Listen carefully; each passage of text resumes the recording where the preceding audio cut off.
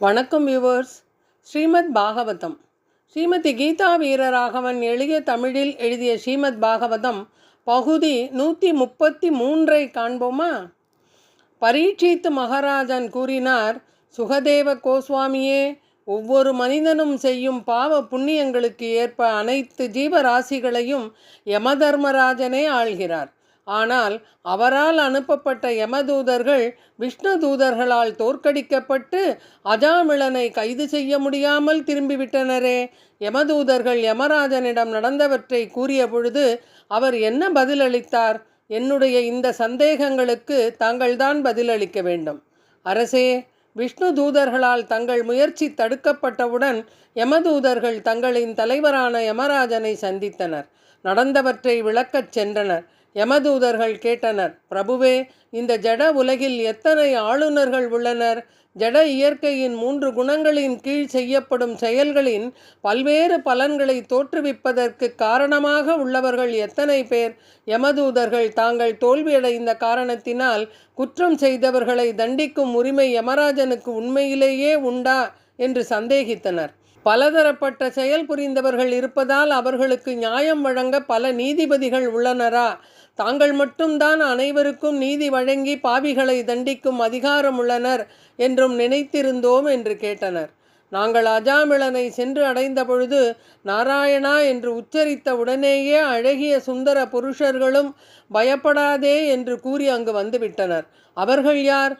அவர்களை பற்றி நாங்கள் அறிய விரும்புகிறோம் என்று கேட்டனர். தன்னுடைய தூதர்களால் நாராயணா என்ற புனித நாமம் உச்சரிக்கப்பட்டதை கேட்டவுடன் யமதர்மராஜன் மிகவும் மகிழ்ந்து பகவானின் தாமரை பாதங்களை தியானித்து பதிலளிக்க துவங்கினார். ஸ்ரீமத் பாகவதம். யமௌவாச்ச பரோமத்தன்யோ ஜகதஸ் துசஸ்சௌதம் ப்ரோதம் படவத் யத்ர விஸ்வம் யத்தம் சதோ ஸ்யஸ்திதி ஜன்மநாச தசிவோதவத்யஸ்ய வசலோகஹ. யமராஜன் பதில் கூறினார், என் அருமை சேவகர்களே, நீங்கள் நினைப்பது போல் நான் பரமன் அல்ல. எனக்கும் மேலாக, தேவர்களுக்கும் மேலாக பரம ஆளுநர் ஒருவர் இருக்கிறார். அவர்தான் பகவான் ஸ்ரீ கிருஷ்ணர்.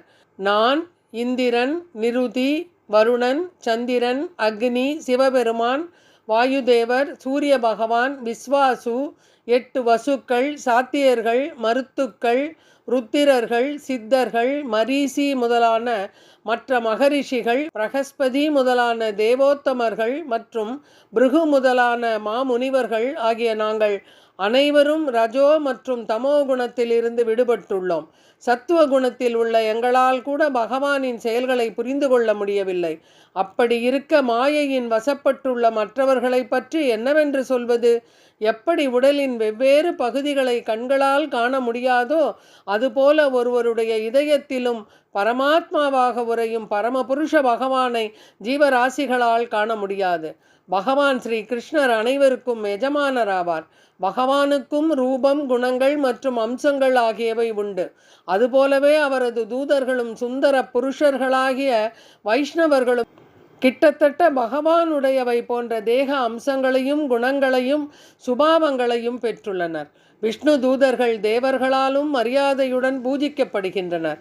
பிரம்மதேவர், நாரதர், சிவபெருமான், 4 குமாரர்கள், பகவான் கபிலர், ஸ்வயம்புவ மனு, பிரகலாத மகாராஜன், ஜனக மகாராஜன், பாட்டனார் பீஷ்மர், பலி மகாராஜன், சுகதேவ கோஸ்வாமி, நான் யமதர்மராஜன் ஆகிய 12 மகாஜனர்கள் என்று அழைக்கப்படுகின்றோம்.